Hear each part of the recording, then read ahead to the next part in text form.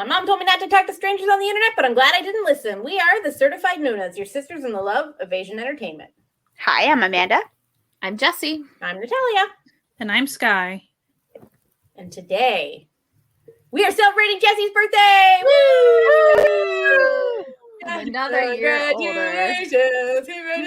This is my, third birthday in the Noonas? COVID land. Oh, rough. Wow. Mm-hmm. Yeah, I'm one of those lucky people who go, You has got a birthday the at the front end start. of it too. Yeah. Womp. But we're going to do something fun. We're going to talk about one of Jessie's favorite groups because that's what we do for people's birthdays. We talk about whatever they want to talk about. And this year, for Jessie's birthday, we're going to talk about the longest running girl group in K-pop. That's right. We're talking about Brown Eyed Girls. So I'm going to hand it over to Jessie to take it away because she is the expert. I'm not the the expert out of the four of us. But she is we'll try to give you a condensed and highly summarized tale of their history and all the information that you need to know about this really long running girl group who debuted 16 years and 12 days ago. That's a lot. Wow.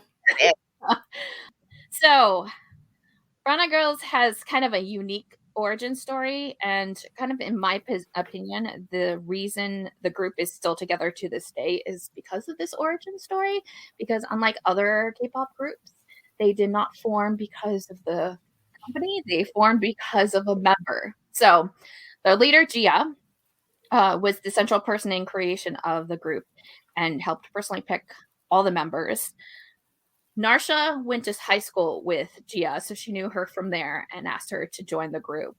And then Miro was actually a well-known rapper. She was part of the popular hip-hop group Honey Family, and so Gia knew her through the music. And she personally asked Miro to join, and she accepted. Guyan was a little bit different. She was asked to audition for Nega Network, their company, by one of the company's composers after she failed an audition for the music show Let's Coke Play Battle Chinois, which is very... That's a title. That's a title. K-pop. So she failed that and then was asked to join the company, and then all the members asked her to join the group, and that's how we got the final four. They also had a fifth member. Her name was Yori. She trained with them for a little bit before they debuted, but the record label thought that she had a more rock-like sound, and she was pulled from the group before they debuted. So that's fair. That's fair. So the group actually spent 3 years training and performing in small concerts under the names Crescendo and Dark Angel before officially releasing their debut album, Your Story, on March 2nd, 2006. Their debut was in 2006 as an R&B ballad group. For the debut, they chose to remain faceless, not appearing in their music videos for the title track Come Closer, nor in any print, to focus the group as a vocal group. The album did okay. They didn't gain as much traction as they had hoped, but it was well received by critics. They then re-released the album with a new song, Hold the Line, which became fairly popular, partly because it was used for the dance game Pump It Up, which... Oh, Pump It Up! Yes! I definitely didn't hear it because I wasn't on Pump It Up. That was later. If you're not aware, Jessie was a big Pump It Up kid. Yeah. When you don't have DDR at your album or at your arcade, Pump It Up is the next option.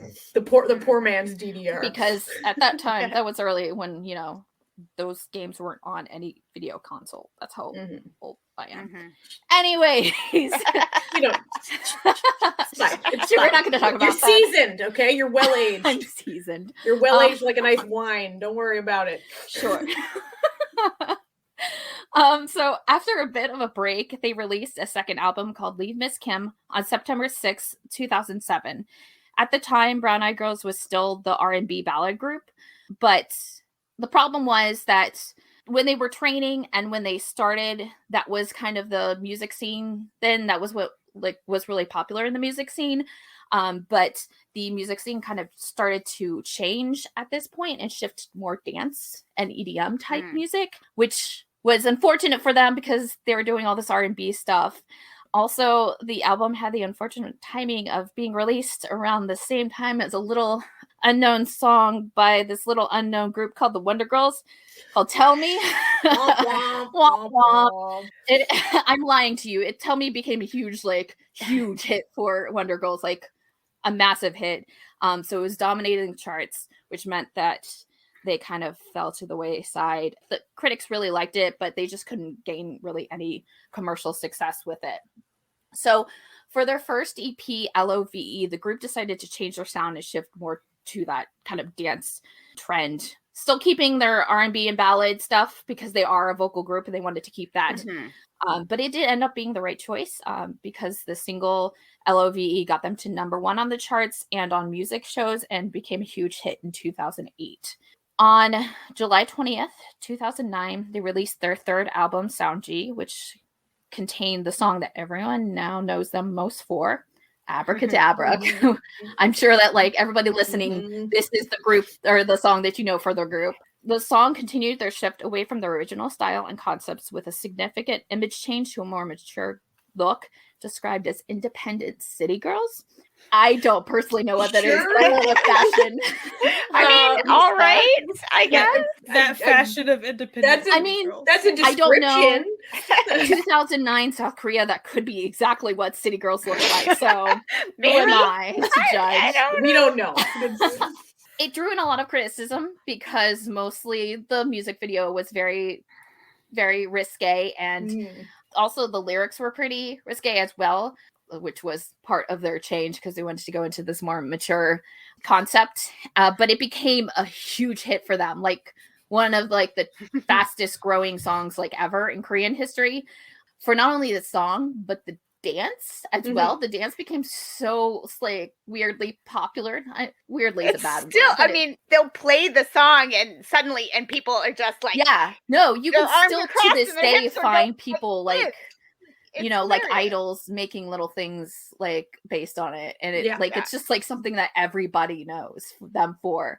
So they really like hit really big in terms of like having a song that was just like on its own going to be like massive, and then throwing in the dance, and then throwing in the images of the music video itself, which had like two of the members, one was kissing, they were like fighting over one guy. It's like BDSM dominatrix bombs. It's a pretty wild it's a wild ride for the time. like watched, like everybody should. They also kind of repackaged that album a little bit later and added a couple of new songs, most importantly Sign, which also became pretty big too. That's the one with the music video has Roduk Kwan, I think that's his name, the guy that's in God's Quiz, a bunch of other things, Kingdom and things like that. August of 2010 is when they debuted in Japan. They also spent some time focusing on individual projects for the next 2 years, coming back with their fourth album, Hot Shot, at the end of 2011.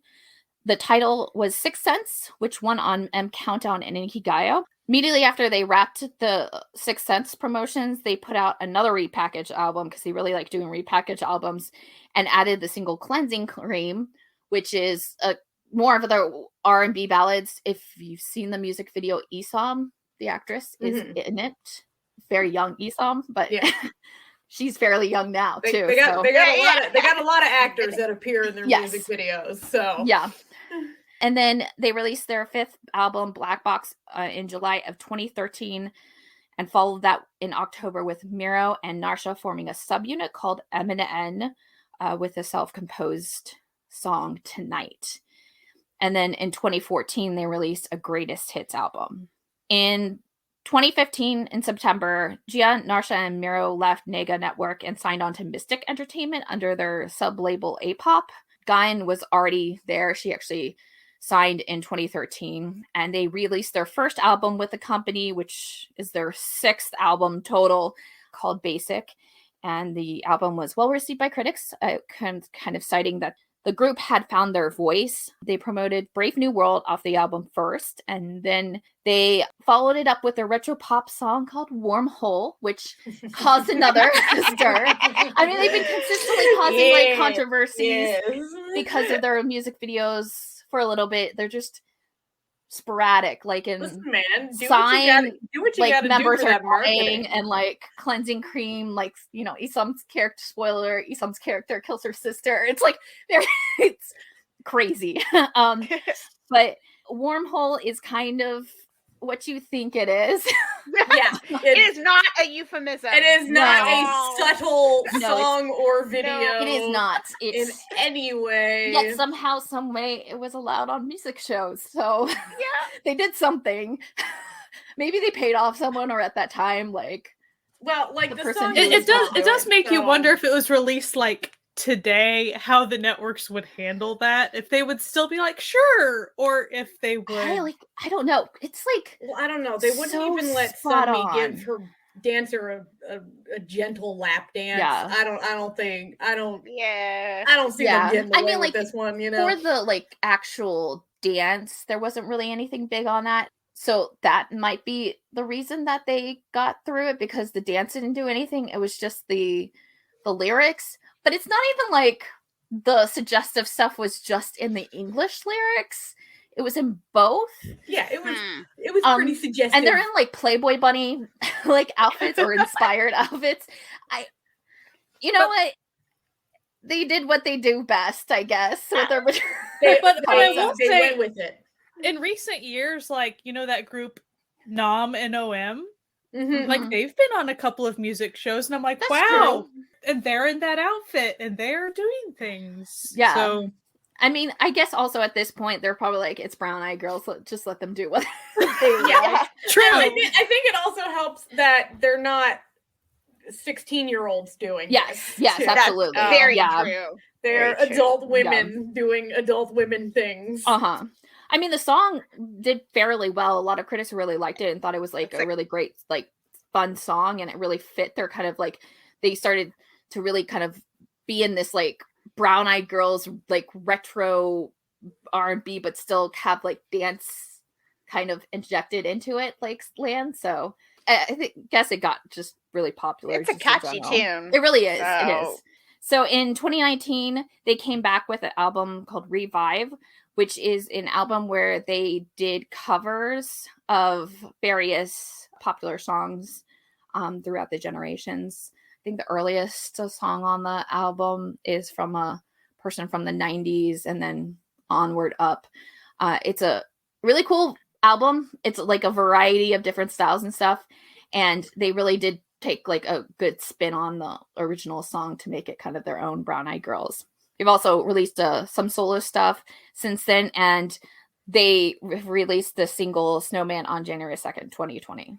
So we haven't heard from the group since then. But they've often done like multiple years between comebacks. Yeah, they're true. known for 2 years in between. That's what they wanted to do. It's 2 years in between, so that they can focus on other things. But the Revive was more than 2 years too. So, you know, which, I mean, if you're into Western music, 2 years between albums is very normal. Albums. It's not like, you know, single albums or anything like that. Yeah. K-pop really spoils us for time between comebacks. Yeah, and like, you know, doing those, you know, albums that are only like 8 songs long. That's not really what they're doing for most of their songs. So they've won several awards, most of it for Abracadabra. That like Abracadabra really was the kind of standout song from their repertoire that won a lot. But they did win stuff like Melon Music Awards, 2009 Top 10 Artist Award, Mnet's Asian Music Awards for Best Female Group in 2009, Seoul Music Awards New Artist Award in 2006, that sort of thing. And they've won in total 12 music show wins. As I said before, the first music show win was on Music Bank for LOVE, but LOVE got 3 in total. 6 Sense got them 4, and Abracadabra got them 5, which is actually pretty good for a group that's like kind of in the, like they were doing those award shows at that time, but they're kind of like more in their infancy at that stage. They first debuted, so it's not like they're as popular and as like a huge thing as they are now. Some extra miscellaneous info about the group. They decided to name themselves Brown Eyed Girls instead of keeping the Crescendo or Dark Angel, because the company at the time had the R&B vocal group Brown Eyed Soul, who are great. If you have not listened to them, they're very good. But they thought that it would be fun for them to be kind of promoted as like the female version of them, which in terms of music that they were doing at the time, it was the female version, but they never really marketed them that way. So it kind of just, I don't know, I guess it just failed through. I didn't actually go and research to see when Brown Eyed Soul left the company. So I don't know if they left the company fairly close afterwards or whatever, but that's why they're Brown Eyed Girls. Their fandom name is Everlasting, or For Everlasting, with like the number 4, meaning 4 members are unified to make Brown Eyed Girls last together with their fans forever. Cute. It's cute. Wow. And as so far, accurate. It's very true. And black and yellow are their colors. They have worked with like a bunch of people. They're very well known in the industry. They also, the members do their own music as well.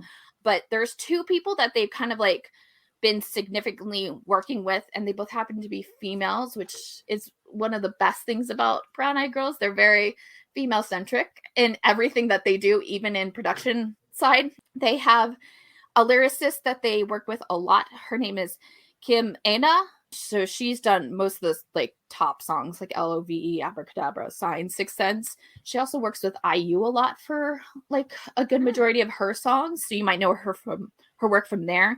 And then also director Hwang Soo-ah basically did most of their major music videos, including Abracadabra, and has done Gans and Narsha's solo music videos as well. So they keep them in their back pocket when they're working with stuff consistently throughout the years, which I think is really cool. So now I'll give a little bit of extra info to the members just so you can get a sense of who they are as individual people. So we have Gia, who is the leader, main vocalist. She was born on September 18th, 1981. She made her solo debut in 2013 with the album Just Gia. She started composing songs for the group with their second album. She is often credited under the name Candy Sound. So if you see that anywhere, that's her.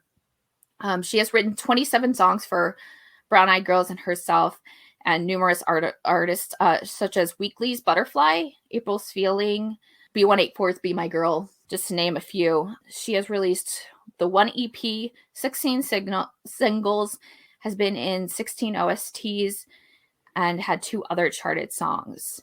As of August of last year, she is no longer with Mystic Entertainment, but I haven't found if she's joined anything else or if she's just kind of a free agent. She has like released something. She worked on Ailey's last song, so she's done work. I don't know if she's like in another company or what. I couldn't find it if it's anywhere. But one of the things that I found that was like really interesting about Gia, so Gia has a lot of dogs. She adopts a lot of dogs. And there was one time she went to Jeju Island with her dogs for like a trip. And she saw how happy and excited they were being able to like run around in a lot of space and like around the island and stuff. And so she decided to permanently move to Jeju Island for her dogs. Aww. It's very sweet.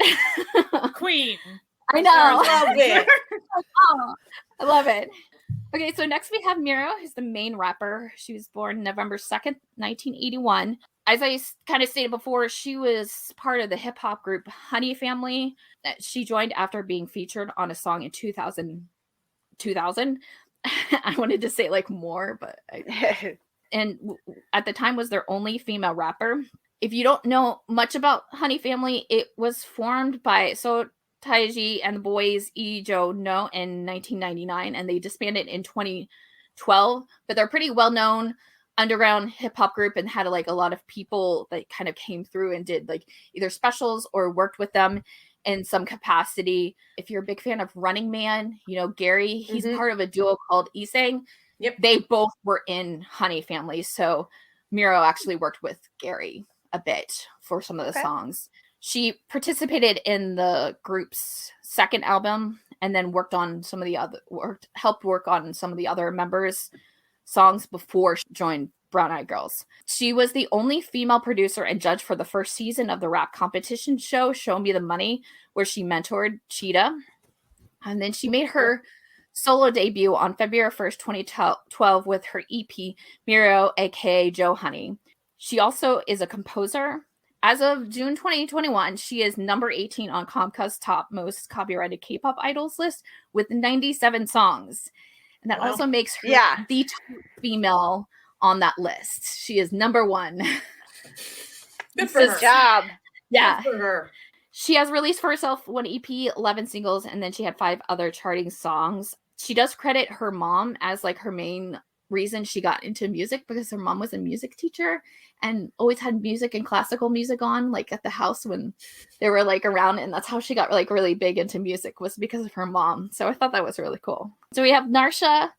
She's the lead vocalist / lead dancer. She's born December 28th, 1981.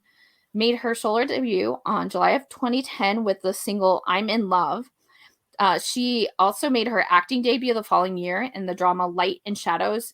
She is the member with the most acting and variety credits to her name, and she's kind of also involved in other areas of productions. She's done some directing work and that sort of thing. She is also the only Brown Eyed Girls member who's married. She got married in 2016. Good for her. Yeah, she has released 1 EP, 9 singles, and 2 OSTs, and she's currently at, I don't know how you pronounce it, STEIT Entertainment. State? Like, State? Yeah. Depends on whether it's German or it's English. Yeah. Okay, and then finally we have Guyan, who is got the most stuff to her name out of the group, really, but she's also has the most amount of titles in the group. So she's main dancer, vocalist, visual, face, and mockney. She's doing it all. She was born September 20th, 1987. So all the other members are all 81 liners, right? Yes. Yeah. So she's the only 87. That's interesting. Yeah. All the jokes that they had, like on that one episode of Knowing Brothers, where they're like, we did everything but breastfeed her to bring her up. We were like her other mothers. But she was like, what are you talking about? There's a story about how like they did this. They had a pact where if you were late, you would have to pay a certain amount for every minute that you were late. And she was always late. So that was the reason why she always paid for their dinners all the time, because she was always late. And they're like, we don't know why. She just kept on being late, even though she knew she was going to have to like feed us. Listen, maybe she secretly liked feeding them. Maybe. That could be it. I laughed at the one little clip that I watched where she's talking with them all, and I think it was a Christmas one or something, and she's like, oh, Bunny, it's like, this is your last Christmas in your 30s. Mean. Well, she's done a bunch of stuff. Like, she's just really lucky. Like, she didn't pass the audition at that one place, but she still got, like, a bunch of different things. Like, it's kind of ridiculous. So, in 2006, this was before she debuted with Brown Eyed Girls, she performed a duet with SG Wannabe's leader, Kim Young-jun, with the song Must Have Love, which became so popular that it was her first #1 before she even had debuted with BAG. Wow. She also worked before debuting with BAG with a number of artists like JYP, Hyuna from 4 Minute, Yui from After School, members from Kara and Eric Mun from Shinhwa. She made her official solo debut on October 2010 with the EP Step 2-4 that peaked at #2 on the Gaon weekly albums chart, and the title track Irreversible became her first solo #1 hit. She is most known, besides her work in Brown Eyed Girls, for her appearance on a show called We Got Married. And if you don't know what We Got Married is, it's a crazy reality show. We Got Married Every time I descend into depression, I inevitably find myself watching We Got Married. It is comforting, but like not horrific. Like with weird. every episode, I feel myself getting further from the light of God. You know, you can't stop watching it. It's not around anymore, thankfully, because I think a cursed generation show. would not be good. But essentially, what they do is they take celebrities. It's a variety of different people. It could be idol, it could be comedian, it could be actor, and they pair them together in a fake marriage. And so they just like follow them around in their fake marriage, and they have to like basically pretend like they like, hold legitimate weddings, and then they get divorced at the end. It is a wild ride. It is a wild ride. And so she got on the second season and was paired with 2AM's Jo Kwon, and the couple became super popular, like one of the most popular like couples of this show. And so one of the things that you need to know about like the We Got Married is they also name the like couples, like they have like specific name for them. So they were first known as the Adam Eve couple because they didn't have a lot of experience in relationships, so they were just like basically the twos first. But the fandom changed it, and the fandom is still active to this day. There are Facebook groups. I like saw them. They're very popular to this day. You know what? 12 years later, I don't even know. And they're now kind of known as just like the Adam couple, because Adam is close to sounding like a Korean word that means little and small, and they're both like little and small, so that's why they call them the Adam couple. Because of their popularity, and also because they're both singers, they released a single called We Fell in Love, which became her most successful song. But it was composed by Gia. Nice. Kind of work on it together. She has done some acting. She debuted with the 2009 movie Closer to Heaven, and she has the most solo releases out of anyone in the group, with 6 EPs, 18 singles, 20 other charting singles, and over 10 collabs. I wanted to talk a little bit about the fifth member that never got debuted, because I kind of feel bad for her not debuting. Like, I understand why she wasn't, but there's not like a lot of much about her because she's not very popular. So there's not like a wiki or anything. So I had to kind of dig deep for stuff. So Yori was born October 3rd, 1987. So she would have been with Gun in the 87 line if she had stayed. So she left the group to become the lead singer in the rock band Sprinkler, which was one of the bands that Nega Network created, but they never reached popularity and disbanded after one album, mostly because Brown Eyed Girls started getting big too. So the company kind of shifted over to Brown Eyed Girls' success. But she did end up recording a lot of the vocal guides for Brown Eyed Girls, which then kind of made her push her to like decide to do some solo work. So she officially debuted with the single Excuse Me in 2010, and then didn't really go anywhere from that until she decided to join Mnet's competition show Voice of Korea for its first season in 2012. She kind of gained some popularity from that, at least a little bit of notoriety. And then after the show, she released her first EP in 2013. She is actually most known for, and what you can find most of her work in is OSTs. She's been in a ton of OSTs, even like very recently. Like she's on a couple of the songs from The Veil, which was a K-drama that was last year. You Are My Spring, Confession. She did a couple of the songs from Strangers from Hell. Her latest single is Light Painting, which she released November of last year. She also appeared on Sing Again, which if you listen to our Imujin episode, you know that competition all show. About that show. She didn't go very far, and I did find some scandals. Like I think she's like kind of wrapped up in a bullying scandal, but it seemed weird. You know, it was around the time of the bullying things, and I couldn't really find much about it. So I don't know if it's true or not. So whatever. But she's most known for her unique voice. So if you listen to like any of the songs, like all the OST stuff is on Spotify, you'll understand why pretty clearly she wasn't part of Brown Eyed Girls, because her voice does not match. She's got this like, how do I describe it? She's got like, it's really interesting and really cool, but it's like more of like a nasally, almost like really good for traditional Korean music voice. Kind of that, like, you could tell she probably does that. You know, what is the traditional Korean music where it's kind of like yodeling? I'm sorry. No, like the yodeling. Isn't that what it's called? I'm sorry. Pansori. Oh, yeah, I heard I'm sorry, and I was like, so you were just retelling it. No, I was like, isn't it called Pansori or something like that? Yeah, it might be. I don't know. Don't take my word for it. Just the word came to my brain, and I was like, say it. But so she has that kind of really unique voice. It's very cool. So I definitely think everybody should check her out. Find her. That she's booked and busy. Yeah, she seems like she's really popular in OST work. So that is kind of the basic information for Brown Eyed Girls and the members. I don't know, do we want to like kind of the first impressions, like when you first heard about Brown Eyed Girls? Because I know we are all different like stages of Brown Eyed Girls, knowing about them and kind of just like maybe revelations you found in researching them for this episode. The first time I heard of Brown Eyed Girls wasn't even Brown Eyed Girls. It was the 2 p.m. 2 a.m.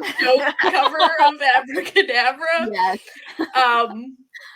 Which, if you don't know what it is the most cursed video. It's not cursed, it's great.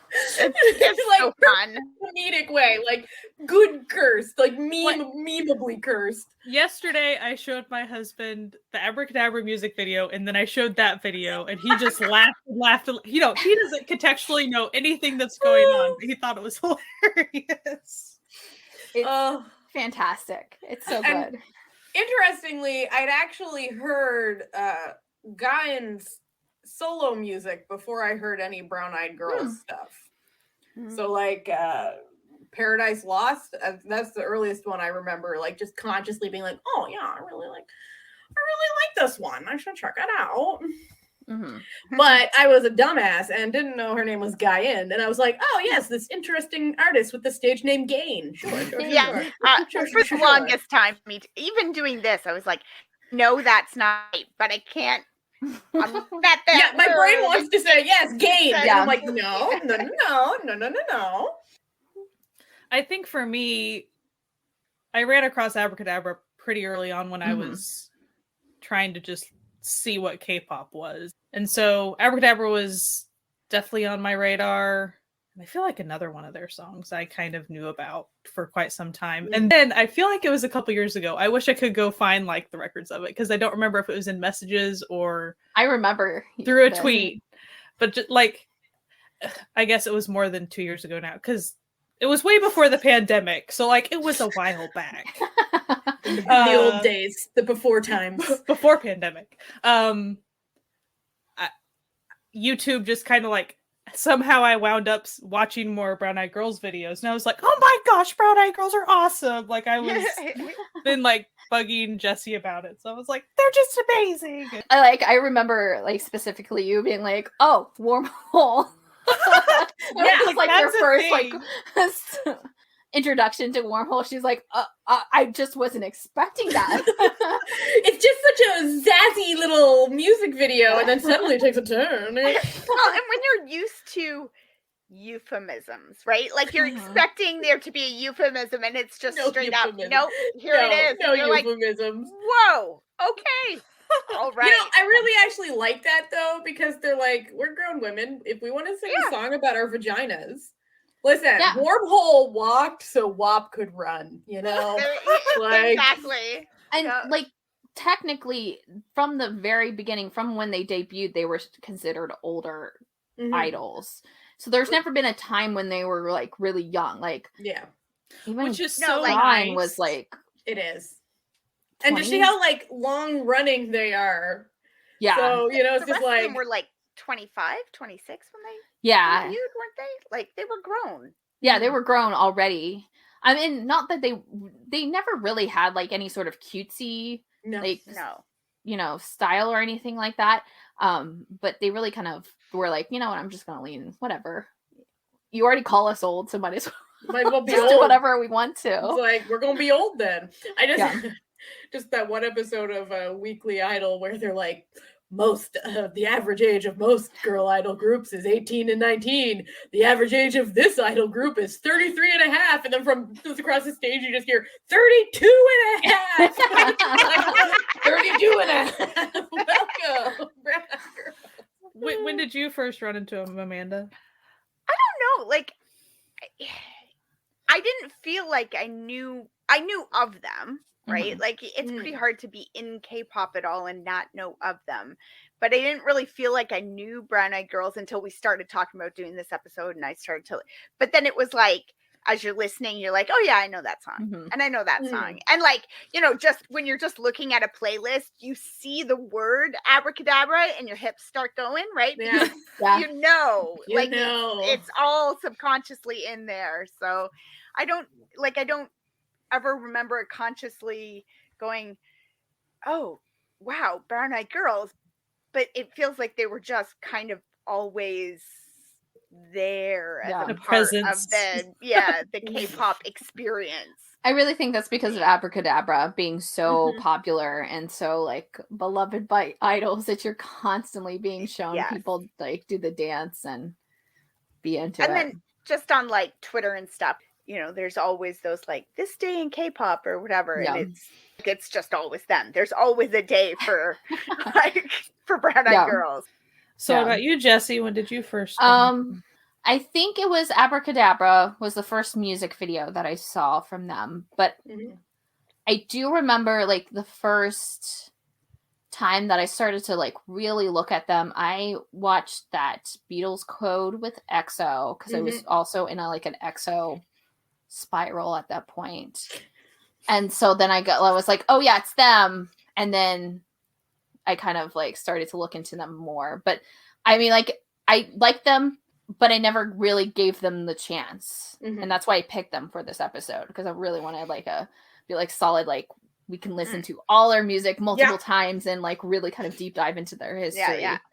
If you've never seen it, there's like this talk show called Beatles Code that used to be on. It's very weird. They all have like Beatles really bad wigs on. It's not the best like show to watch now. It's, you know, Korean men being Korean men, but they do an episode where it's Brown Eyed Girls and some of the members of EXO, and this is like when EXO was like debuting, like had just debuted, because they're still like going by like all their powers. And they're very young. Still kind of do that. But I mean, this is like them like having to be like shy and like quiet because they don't want to say anything, because like these are like everybody in this room is like like higher than they ever could be at that point, you know, that sort of thing.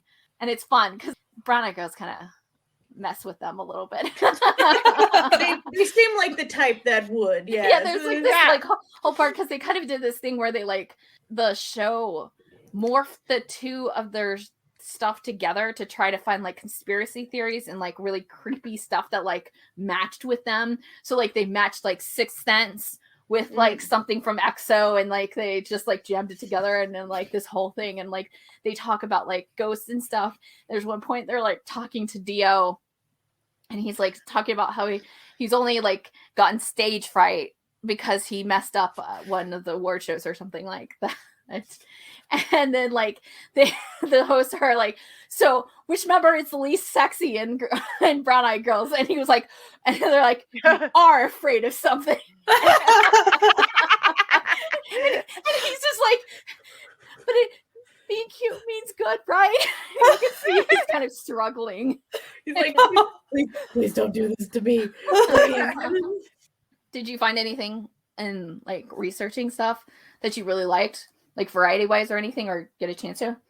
I enjoyed watching the I think her YouTube channel is Gracie Grace or something, an interview with Miro, and I just thought that one was really good. Like it gave me a lot more insight into Miro. You know, that her experience, especially like more now, it's not super recent, but that concept of being older in the industry and not really knowing, you know, she's kind of going through a bit of a midlife crisis. Like, I don't know if this is what I want anymore. I've had things, and she talks about marriage and children and how she'd like to have those things, but she doesn't. And there's nobody to do that with right now. So like, what else do you do? And, and she talked a lot about her time on Unpretty Rap Star too. Mm-hmm.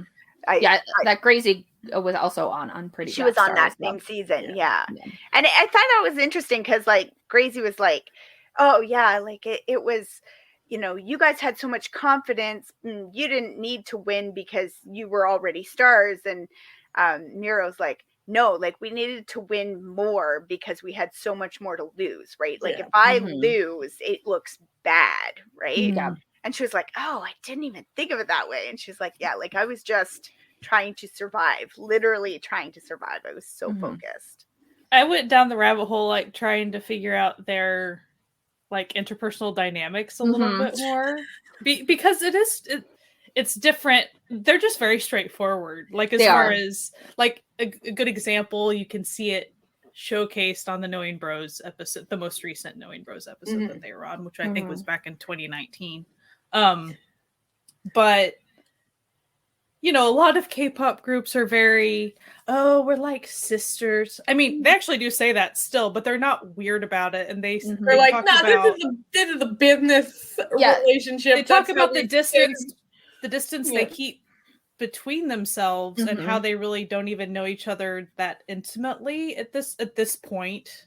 I mean, it sounds like when they were earlier on, because of how they spoke about like kind of raising Gaia a little bit and stuff, it sounded like just kind of out of necessity and probably they definitely did the like kind of dorm life in the very beginning of their career. But they definitely take the approach of this is a career and these are my coworkers, and I like them as coworkers and general fans, but I don't feel like the need to have to go farther just to pretend and to be on. We saw that some too when we were doing A Pink, and I wonder if it's a bit more of the generational thing too, like if the older gens treated it more as a job and there was a little bit less of maybe the fan involvement or something. It makes you kind of wonder, like they still created content back then for their groups, obviously, because there's a heck ton of stuff, but they weren't doing the constant daily social media thing. Yes. I think like social media and maybe VLive and having that constant like doing live pressure streams all the time, that kind of thing, I think shifted the dynamics of K-pop idols to have to be very, very friendly, like overly, these are like my best friends, when before you didn't have that. You had like people who are good with each other because they were good at being entertainers with each other and, being on shows like, the Star Golden Bell or any of the kind of like older variety shows and reality shows. But besides like, We Got Married, where you're like having to have that like kind of like fucking relationship.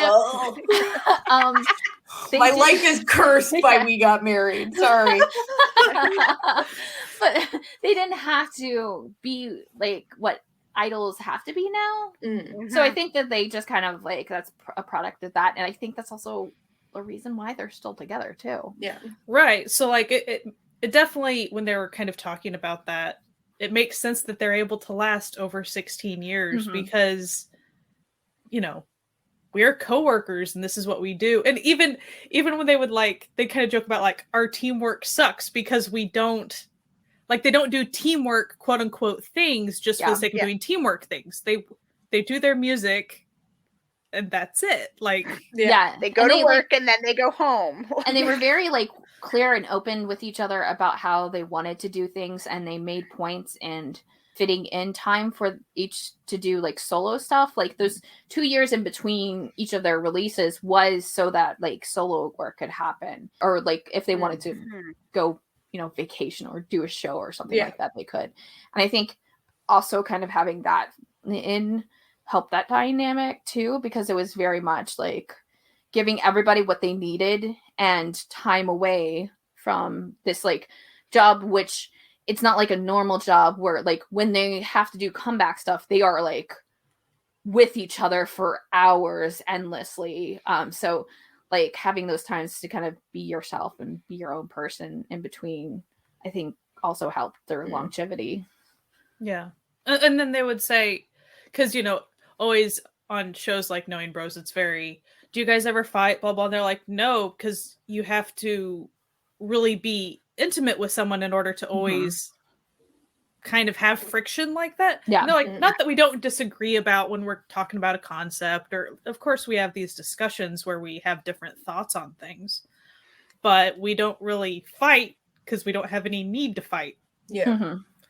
And I was like, that sounds like a super healthy way to be, especially the age they were when they were debuting. And like, it's very, and maybe just because they were probably super, the older ones being wiser, even when you're 25, 26. I'm not saying we're like super wise when we're that age. But we're not like 17-year-olds. Yeah. Right. So they've probably experienced enough of life at that point, like to where they've seen the ups and downs of stuff. Yeah. So I found that all just very fascinating.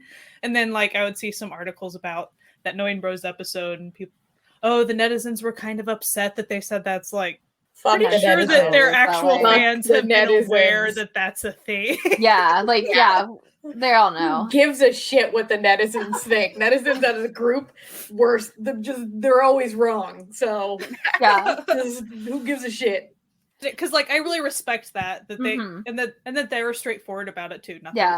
They seem just very straightforward in general. Like no, they do. They seem very cool girl to me, to the point where like they're middle-aged women. Like they don't need to put up with this infantile bullshit. So they don't. They've always been that way. So even if like maybe Abracadabra wasn't like their personal style, it never felt. You know how like some people like you see them do like a certain style in one. And then you see their interviews and you're like, oh my God, you're a completely different person. Yeah. To the point that it kind of like almost unnerves you. Like you're like, you had to do that big of a jump. Like I think, like realistically. Well, but like, in a way that like you felt like you're like, oh, should I be worried about like what kind of thing you were? And I never felt that with Brown Eye Girls.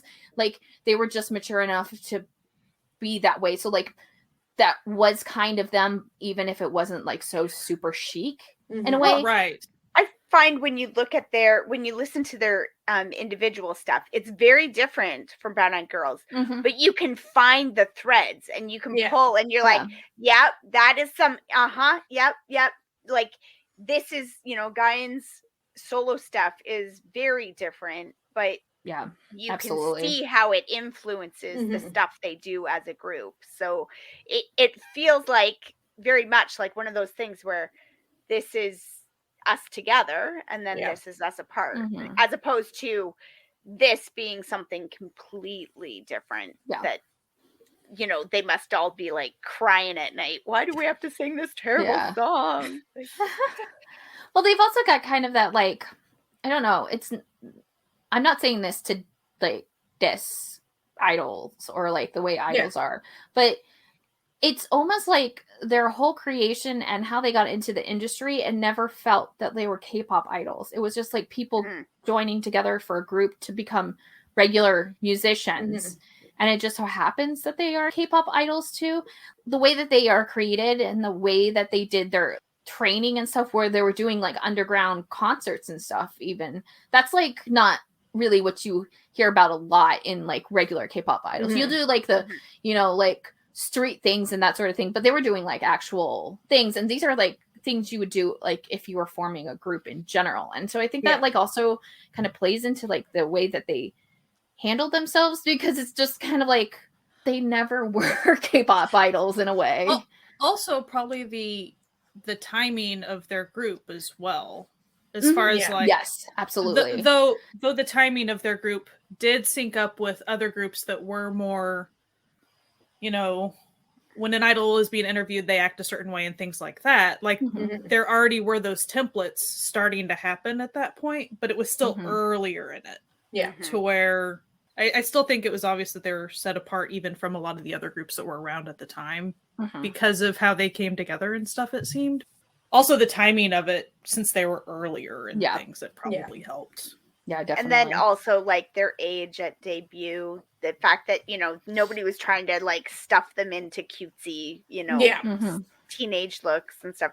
Probably just like all of those things came together to create that perfect storm of Brown Eyed Girls. But even the fact that Gia was able to like have a say in picking the members and stuff, like even that's like, I wonder if there's any other group that has actually been able to do that from square one. I'm trying to think, and I don't like. I feel like maybe some had like some saying maybe they had already like gotten like most of the group, and the company was like, we need to find this more, and they're like, I know that, or anything like that. But off the top of my head, it doesn't, unless like we count like One We as that, right? And that's since they're a band, you know, it's just different.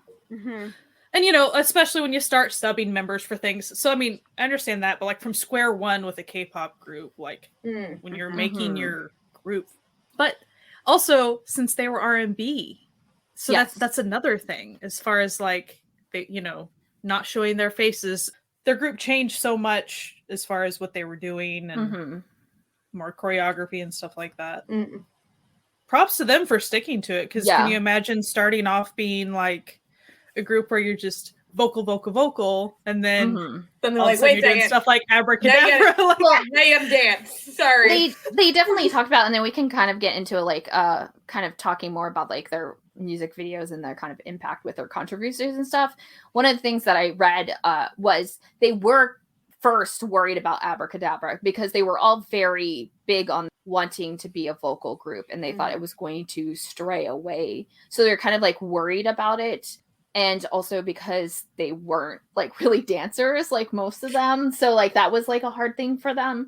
So I know that like that was kind of like a worry for them until Abracadabra happened and was like kind of released. And I think they got a little bit more comfortable with it because they saw that they had to change or they weren't going to be making it. So I think that was also. I thought that was one of the things in that interview that Muriel did. She was talking about Abracadabra and how like before they put the EDM beats in and stuff, she was like, it was kind of like an indie like hippie song, and I really dug it. And then they, you know, put all these beats in, and I was like, this is a totally different song, but okay. Like I kind of missed the hippie version. So I wanted to talk about like the style of their music videos, and kind of first like mention their faceless concept, because it's a little bit different in a way. They in the beginning said that they wanted it to be more because they were focusing on the vocal side of their group and they didn't want to be faceless. However, in an interview years later, Narsha admitted that they had a brief period of time between the first and second album where they were taking a little bit of break. She admitted that that's when she got plastic surgery, and that's kind of basically where most of the girls got most of their plastic surgery, and that was kind of what pushed them into doing kind of, you know, revealing their faces and that sort of thing. So that was kind of like part of the reason they were faceless, because they weren't, I guess, idol looks. They weren't idol pretty yet. Yeah. But since then, they've been like super vocal about being okay with the plastic surgery that they've done. They actually were on Korean SNL, and they did a parody of Poker Face called Plastic Face that was good. Like super upfront about everything. And like, it's such a great song, and we'll have it like linked in like the playlist that we'll do it. But what was really great about it, it kind of starts off with one of the members getting talked to by some guy who is like, oh, your face is fake.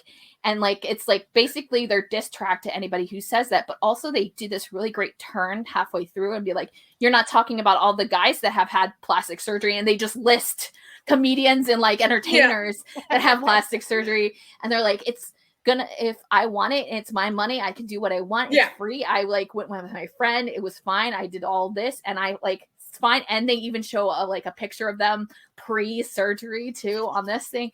And it's just like such a great music video of them just being like, no, it's fine. I don't care that we did what we wanted, and it was something that like personally for us, it's what we wanted to do and thought that was like something we needed to do for this industry. And it's just a really great kind of diss track to anybody who is very opposed to like plastic surgery or wants to like downplay them in any way.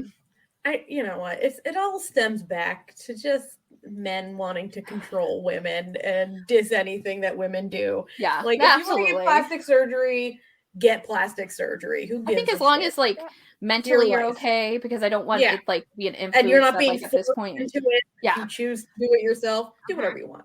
I'm just so grateful that like their ages that they debuted at, as far as like being able to, you know, really make those more informed decisions because they were older. Yes. Yeah. Overall. Yeah. Well, and because can you imagine if you were like 17 dealing with that type of thing? Yeah. Well, I think we've talked about before about Soo-hyun from Akmu, that she was like 15, 16. She was getting it constantly from like the YG execs that she needed to be prettier. She needed plastic surgery, and she had the confidence to say, "No, I don't.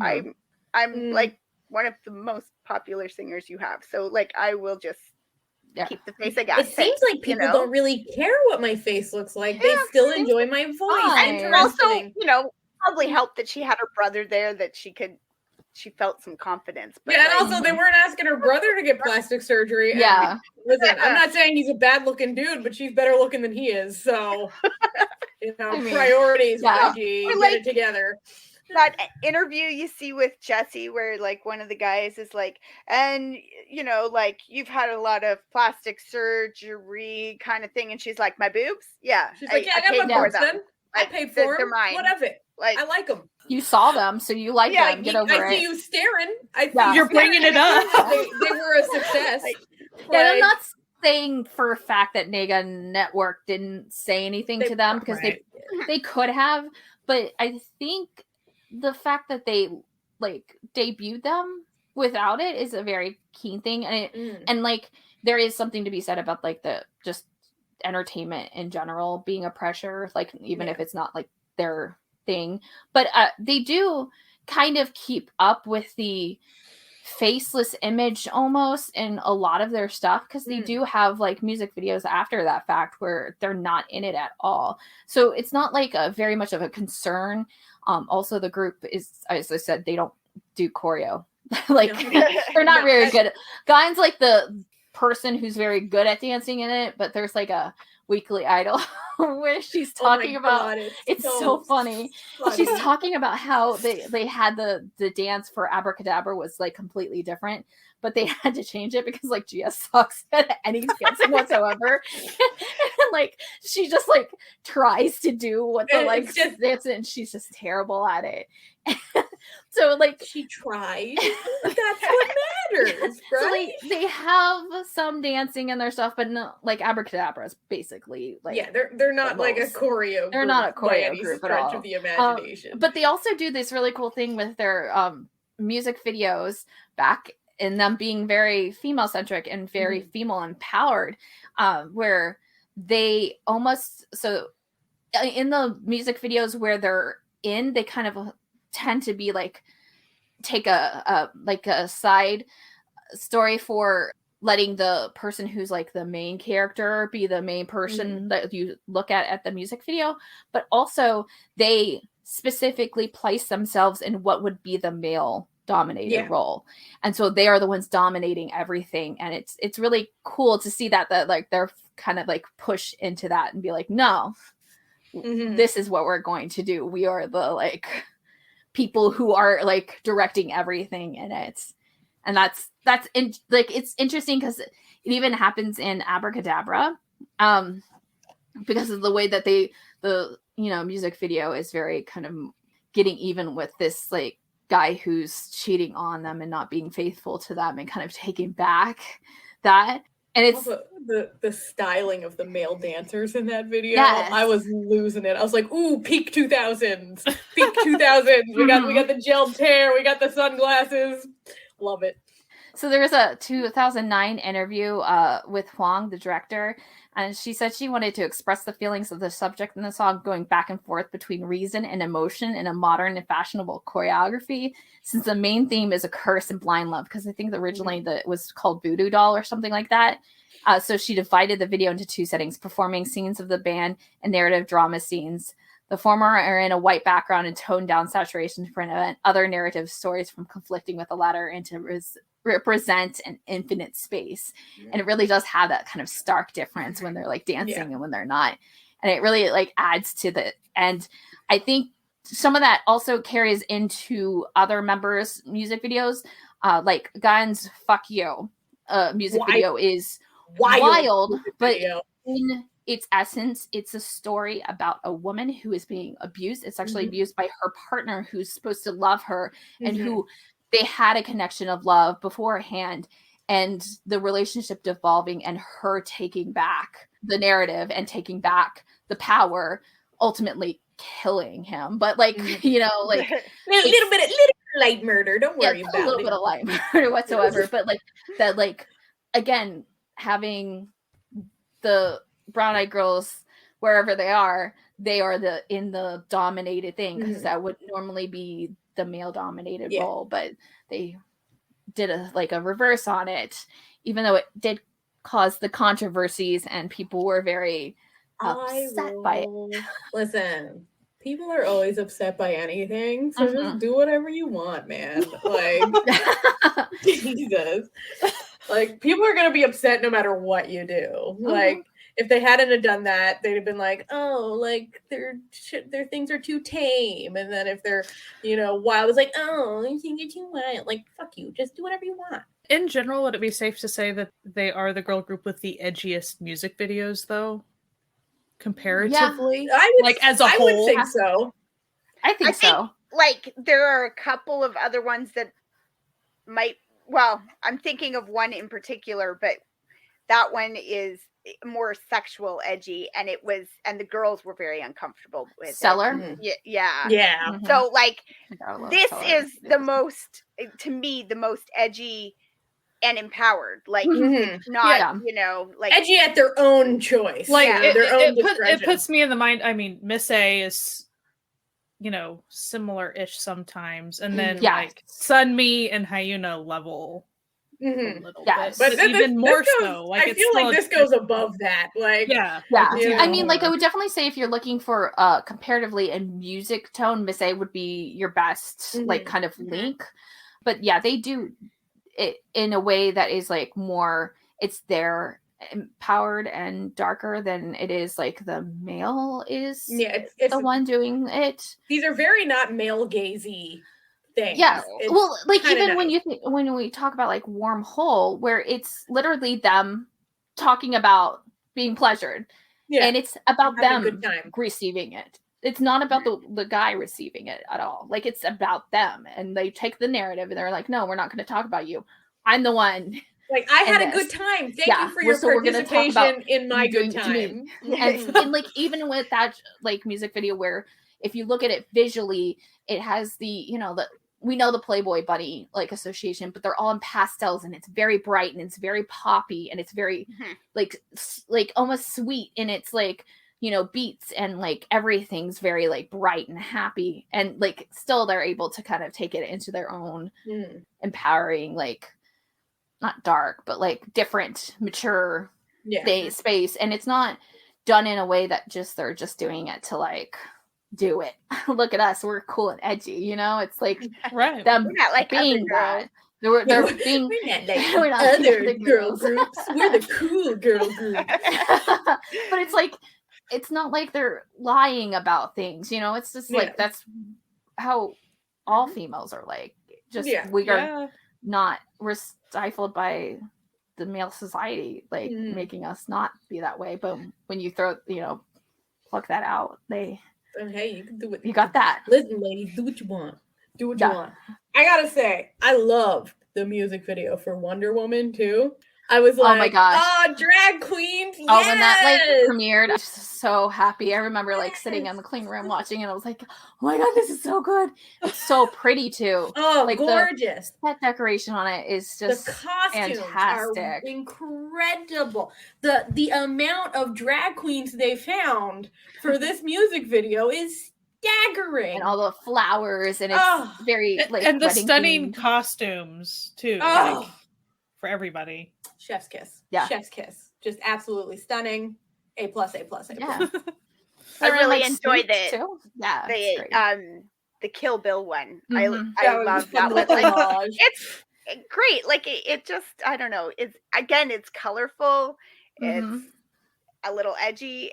It's weird. And like there's weird stuff going on, but like, you know, everybody dies and then they're alive and then they all die again. Like they just keep killing each other, and it's and that's another one of the songs, like lovely murder, you know, where like the music video might be a little bit more like fun and comedic, but the actual lyrics of the song are about them taking charge and them being the ones to win this. And it's just so great when they do that. I just love the so be gay, do crime energy of basically their whole bit, you know.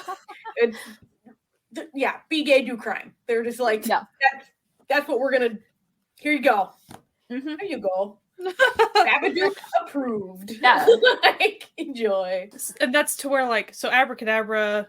A lot of their songs never get dated, like the music videos and stuff, because that never gets old. Like female empowerment is never going to get old. Doesn't matter what outfit they were wearing. Like the lyrics and everything is always going to ring true. So like even now amongst whatever landscape in South Korea, like blaring Brown-Eyed Girls would be like, great, like always fitting. Yes. Yeah. It's always a good idea to play Brown-Eyed Girls. Like And I know we say this for many other K-pop groups, but really there is a song for every mood or the type of music that you like. So like if you like the dance, EDM, like that type of thought, they have that. They definitely have the R&B covered, like especially when you go into vocals. Like the soul. Oh my gosh. Ballads. They got you some beautiful ballads. Do you like OST style stuff? They got you. Miro, if you really like rap and hip hop, that's who you're gonna go to. Especially, she does a lot of stuff with like other hip hop artists and stuff. Again, like her, she's really big on concepts with her albums, and so like you like Step 2/4 is very musically driven in the time signature 2/4, and it's like really great and fun. But then she has like a carnival one where it's like very carnival-y, and like there's one that's kind of like more like, I don't know, fairy, like spirity. Like I like that she likes to play around with she really like gets in there and like changes it up, which is it's really fun to hear. And do you dig experimental fashion? Narsha is your chick? Yes. Were you like sitting there going, man, I really miss the 2NE1 days where they would just wear just the wildest shit? Oh, Brown-Eyed Girls got you, baby. Brown-Eyed Girls got you. The wig game on this group, wild. And they've got all like a whole gamut of style. Like you got Narsha being like, I'm gonna wear the sexiest shit because I look good and I feel good. So I'm just gonna wear sexy stuff. Like my husband said it looked good, so I think all y'all will enjoy it. And then you've got more modest stuff that's just sort of like, high art, high fashion concept, weird structural thing.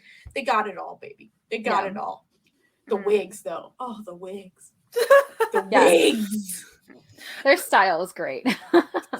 Well, and even support of the LGBTQ community and stuff. Yes. Like, Brian seems very hooked up to that. And absolutely. Stuff. Yeah. Did I misread this, or did one of them perform at the Pride Parade? Was it? I think Guyan did. Guyan, yeah. If it wasn't the parade, it was like an associated. Yeah, they're very much, and I mean, like you see that in Wonder Woman too. Listen, you're not gonna make an entire music video featuring a plethora of beautiful drag queens if you hate gay people. Like, that would literally be an insane thing to do. Especially when they're like, doing them, and it's like literally be the most unhinged thing. It's pretty obvious by the time, like how they all like kind of go in and out of companies and stuff like that, that like there's never a problem with like being suckered into like a company and like losing their group. They're just like, okay, we're just gonna go here. They're like, okay, like I'm sure they're like, listen, I will join your company, but you're not gonna mess with the thing I still have to do this on, okay? Like every once in a while with these ladies. Yeah. And I like how honest, like when on the Knowing Brothers episode with Narsha's just like, yeah, I was at your company, didn't really like it. He wasn't into it so I moved to this company, wasn't that good. Wasn't anything like just she's like, yeah, it was just like whatever. Still looking for like the perfect company. Like y'all ain't shit. Like love that energy. Oh, I wanted to mention about music videos. Like, so they have a couple of times where I like storylines to where not just within the music video, but then they carry it through to the next music video. Yeah. Like it kind of, the end becomes the start of, so like that happened with Wormhole. So like the beginning of it linked back to Brave New World, like the costuming and stuff. So I thought that was really cool. Yeah, they did it with the newest one too. Yeah, I loved those two, the concepts and stuff and how they went back with that. So and they kind of almost did it, like not really, but like it was almost there. So right before that, Gia did a solo EP, I think, and it had her title "Dear Rude" in it, which the whole music video is like she's becoming like a vampire zombie queen. That's basically which is awesome, by the way. It's all in black and white. Not for the faint of heart. Know me in any like capacity on social media whatsoever, that is my icon. Literally my icon. The part when she actually kind of becomes that queen, the crown and everything that she's wearing, and like the bouquet and stuff, kind of call to the Wonder Woman like stuff too. So it's like it's got they kind of get there. Yeah, little callbacks in there. You know? That probably comes partially with having those close connections with their, like, you know, using the same directors and stuff like that across the board. Yeah, and they're so well known that they have so many like connections. Like, yeah, connections. I mean, like obviously they have like JYP is JYP.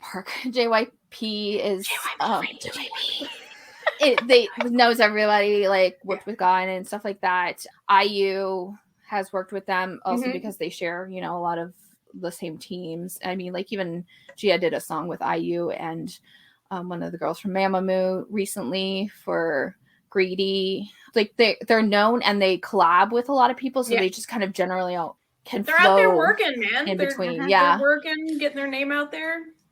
And which means they're good to work with. So like, even though we don't know these people personally, based on people keeping their connections and continuing to work with them for years and years. And IU likes them, so there. So there. Yeah. So there. It's like when you see that like someone has had the same manager for like 15 years, even though they've moved companies, you're like, aha. Maybe. Okay, got it. So I will say briefly that they haven't had a lot of controversies if you don't include their music videos, because those are kind of always like controversial and whatever. Those are just music videos. But like their really only controversy is Gun has had some drug issues. We didn't mention this, but in the Fuck You music video, the person that she's with, her abusive like partner was Ju Ji-hoon. We all know because of Kingdom. And they actually ended up dating. And so if you know him, he's had some issues with drugs as well. And so that's like really kind of the only scandal that they have had in their like entire career, besides like netizens pretending like they're bullying each other when they're not. Like it really, like they have been kind of just chill and get it together, netizens. We're tired of your nonsense. On Knowing Bros, they brought up one of the rumors, like, yeah, so-and-so is coming out of the bathroom and it looked like you hit her in the face. They're both like, that didn't happen at all. You're like, did I? Did I? Was I like passed out? Was I sleepwalking? What's going on? And even it's like they'll have like God, this is one moment that I was laughing at. They had these little like behind the scenes videos series or whatever, and they were talking about like fan interactions. And Gia was like, "Yeah, one time like a fan was like, oh, Gia, your eyeliner is so pretty. What is it?" So I threw it to them and said, "It's this one. You can have it." I think it was Muriel was like, "Yeah, except that was my eyeliner."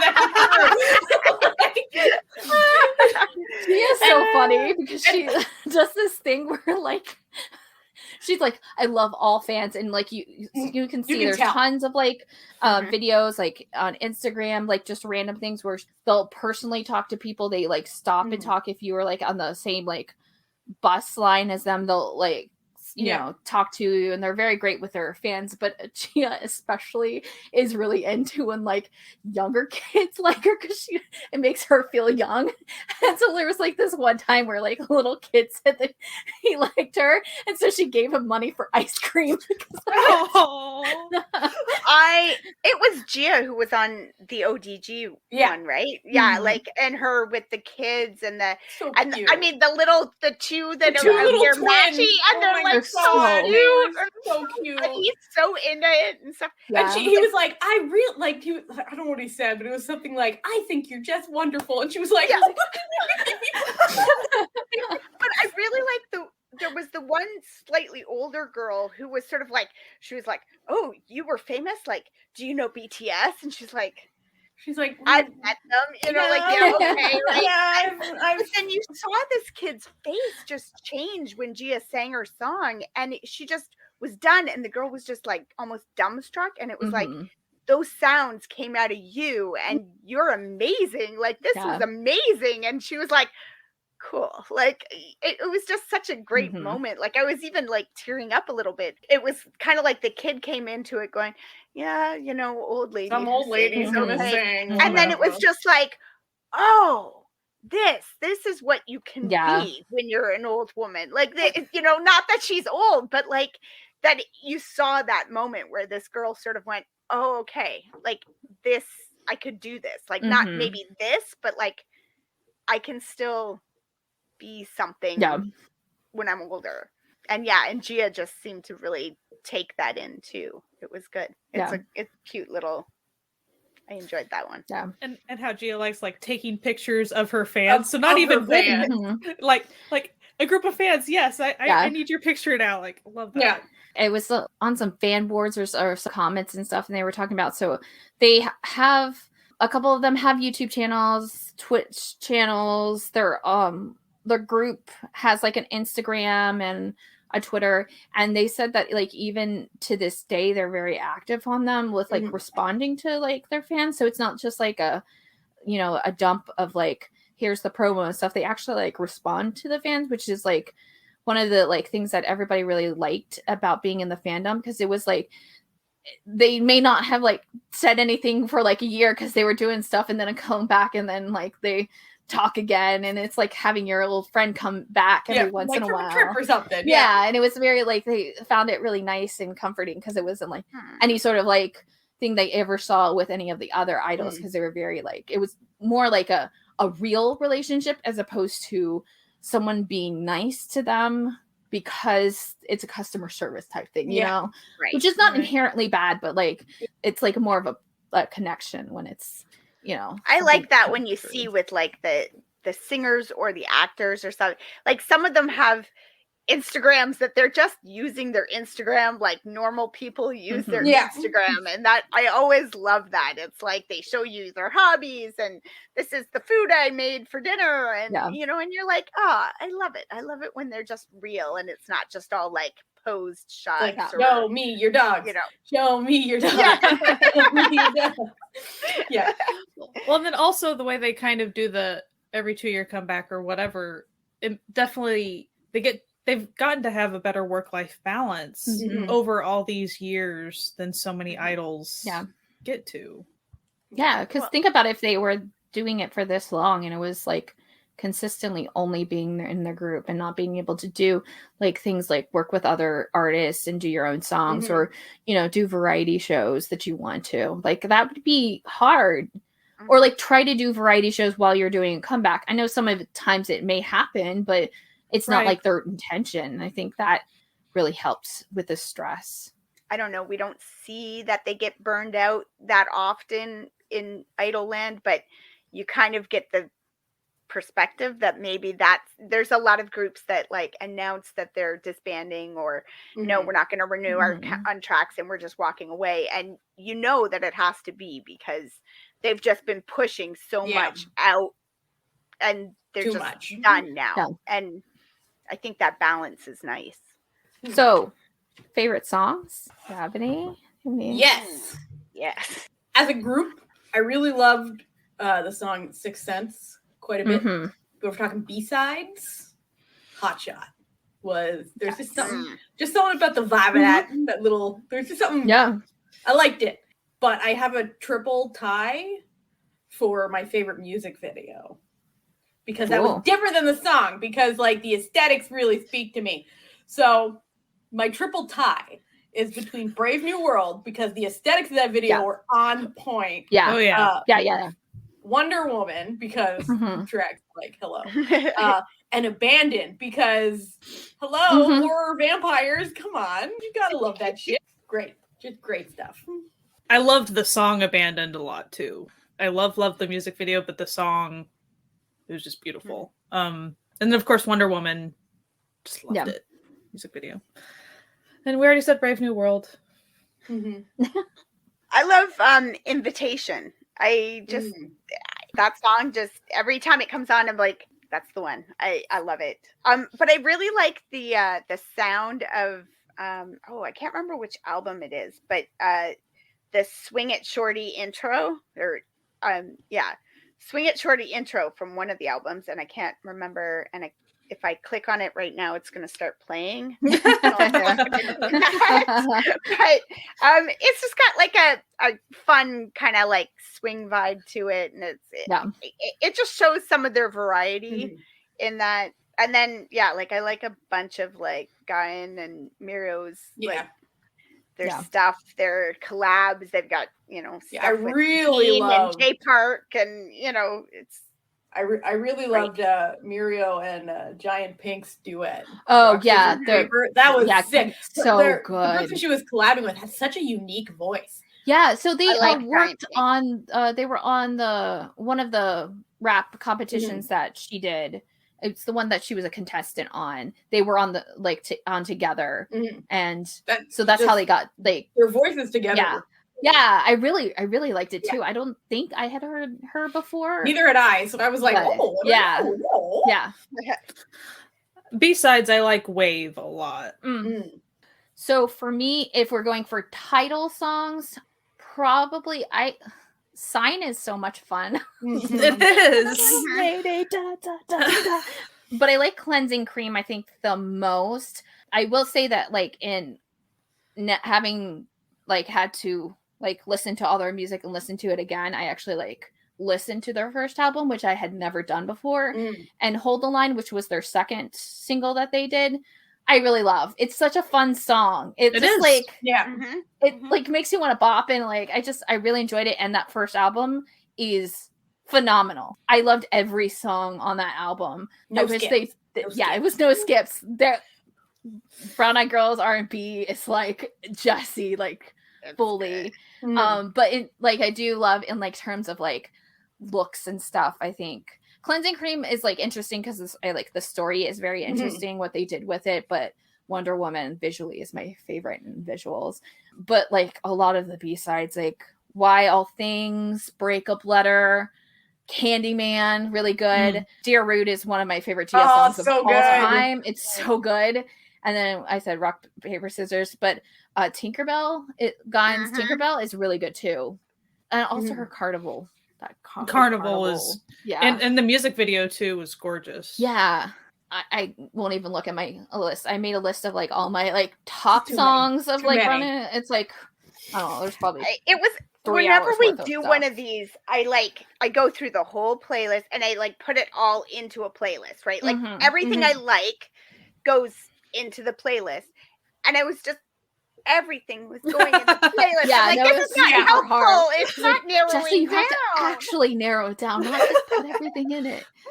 Yeah. Well, and I really enjoy a lot of Gaen's solo work. Whereas, like, "Fuck You" is a great song. It's such a good So song. good. Great song. It's such a good song. And the lyrics, like, really, I implore you, if you're watching that video, to have it with the lyrics on, because it's like so much more of an experience.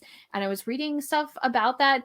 When it first came out, I think a lot of people just didn't understand the concept of what was going on. And so they just kind of take it like a face value, never looked into it. But for me, it clearly, like, it's about like this abusive relationship of someone you actually loved. Like, that was like what you could see from it.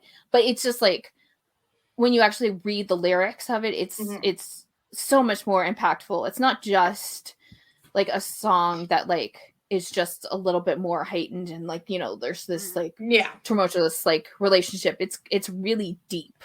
Having the lyrics up, which almost all of their music videos have the English subtitles, so don't worry about that. It's definitely in recent years. Yeah.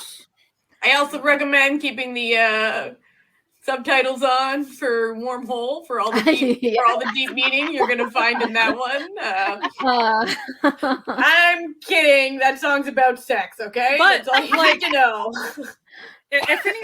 If anyone hasn't checked out Wormhole yet, but you like it's a bomb. Nobody by Wonder Girls, that's totally like that. It's maybe it's not the raunchy in version public. of that. maybe not in public because like the English lyrics are also very This is not a song of subtlety, okay? I have to say, I wish the song was called Fire in the Hole. Wormhole, to me, it gives me that same ick as like moist. Like Like I just like, could you just call it something else? Like it's just, I don't know why. Listen, keep everything about it the same. Just the title's a bit much. Yeah. No, agreed. I also really liked Gaen's Truth or Dare music video because they had like these interviews or quote unquote interviews with like people she would work with, including IU, and then like they kind of would like lie about, you know, their perceptions of her. Crazy, right? She's crazy, I tell you. But then at the end, after like the music part of the music video, and she was just talking like herself and the things that she would say, like pretty much I go out my door and I'm already acting like I'm not really myself. Then I'm already acting like something. So just living, isn't that all acting? Like I wrote that down, and I just thought it was just impactful stuff that she was saying. And then definitely from an Idol perspective, there's a lot of music. They've got a lot. They've got a lot. Oh, they've got a lot.